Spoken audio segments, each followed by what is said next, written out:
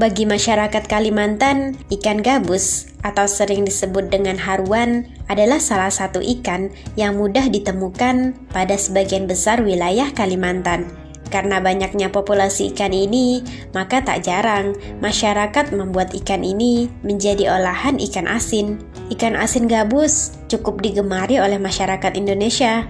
Hal itu dikarenakan cita rasa dagingnya yang sangat lezat dan juga memiliki ciri khasnya sendiri. Kelebihan lain dari ikan gabus ini adalah relatif bersih dibandingkan jenis ikan asin lainnya.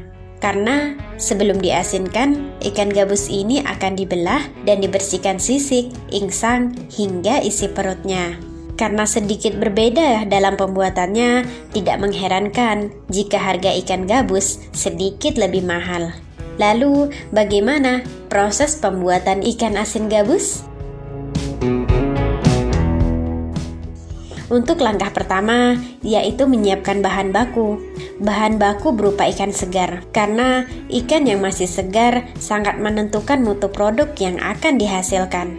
Ikan yang berukuran besar perlu disiangi, yakni dari pembersihan sisik, insang, isi perut, dan dibelah sepanjang garis punggung ke arah perut.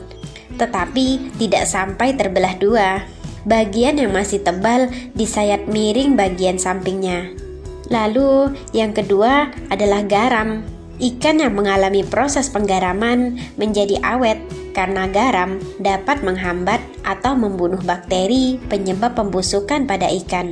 Oleh karena itu, kemurnian garam sangat menentukan. Garam yang dipakai adalah garam dapur murni, artinya garam yang sebanyak mungkin mengandung naci yang sekecil mungkin dan sekecil mungkin unsur-unsur lainnya.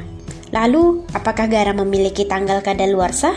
Menurut laman lift.tv, rupanya beberapa garam yang dipasarkan di supermarket biasanya diberi tanggal kadaluarsa. Pasalnya, tanggal pada kemasan garam semata-mata hanya karena supermarket tidak akan menyediakan produk tanpa tanggal kadaluarsa. Sedangkan alasan lain menyantumkan tanggal kadaluarsa karena rasa khas garam seiring waktu akan menghilang. Terlebih jika garam terlalu lama disimpan dengan cara yang salah, akan menimbulkan rasa yang berbeda atau kurang sedap. Selain itu, garam yang diformulasikan di laboratorium dengan masa simpan tidak terbatas juga memiliki tanggal terbaik sebelum konsumsi. Dikarenakan saat proses produksi, zat yodium dan anti penggumpalan ditambahkan ke dalamnya. Garam murni diklaim tidak akan membusuk. Jamur, ragi, dan bakteri dari berbagai jenis dapat memakannya.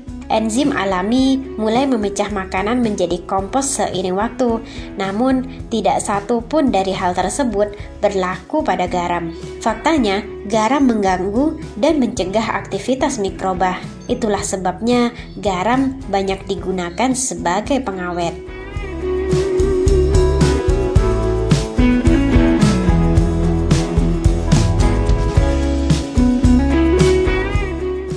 Setelah menyiapkan bahan baku, langkah selanjutnya adalah memilih metode pengasinan atau penggaraman. Metode penggaraman dapat dilakukan dengan dua cara, yaitu penggaraman kering dan penggaraman basah. Pada penggaraman kering dapat digunakan baik untuk ikan ukuran besar maupun kecil. Penggaraman ini menggunakan garam berbentuk kristal. Ikan yang akan diolah ditaburi garam lalu disusun secara berlapis-lapis. Setiap lapisan ikan diselingi lapisan garam. Lalu, jika penggaraman basah, proses penggaraman dengan metode ini menggunakan larutan garam sebagai media untuk merendam ikan. Lalu, bagaimana cara membuatnya?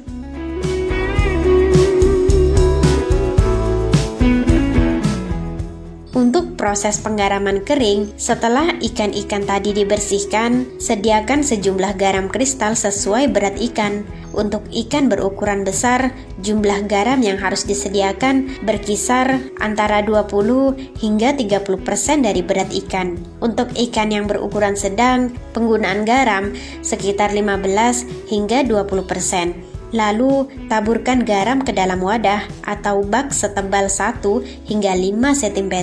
tergantung jumlah garam dan ikan yang akan diolah.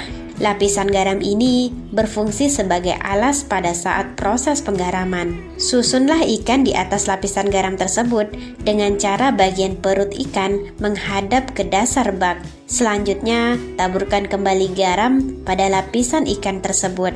Lakukan penyusunan ikan dan garam sampai semuanya habis. Biarkan selama beberapa hari untuk terjadinya proses penggaraman. Untuk ikan berukuran besar, biasanya berlangsung selama 2 hingga 3 hari. Sementara untuk ikan berukuran sedang, biasanya 12 hingga 12 jam. Setelah melewati proses penggaraman, selanjutnya cucilah dengan air bersih dan tiriskan. Susun ikan di atas jemuran dan pada saat penjemuran, ikan sekali-kali dibalik agar keringnya bisa rata.